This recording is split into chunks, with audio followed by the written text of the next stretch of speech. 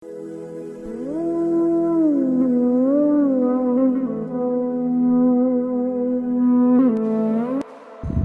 احنا موجودين في جامع لو مصر كلها احترقت بقى ولو غرقت نجا. جامع أحمد بن طولون.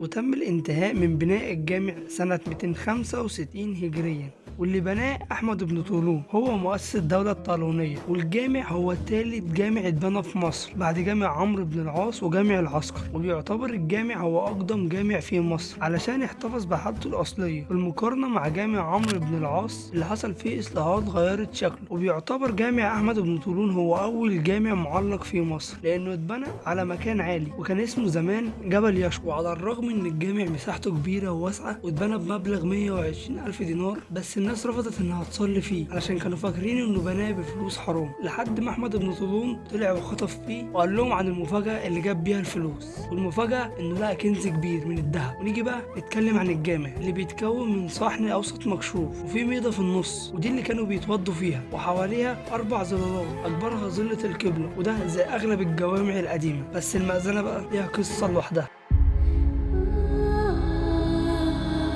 لما الأمير لاجين جه واستخبى فيها بعد ما قتل الملك الأشرف ابن قلاوون، ومن هنا وعد نفسه إنه لو خرج سليم هيعمر الجامع. ومرت الأيام وأصبح الأمير لاجين ملك لمصر ووفى بوعده وعمر الجامع. وهي المأذنة الوحيدة في مصر ممكن تكون في العالم اللي على شكل حلزوني والسلم بتاعها بيلف حواليها من الخارج، غير كل المآذن اللي السلم بتاعها من الداخل. وكده تكون خلصت قصة جامع أحمد بن طولون.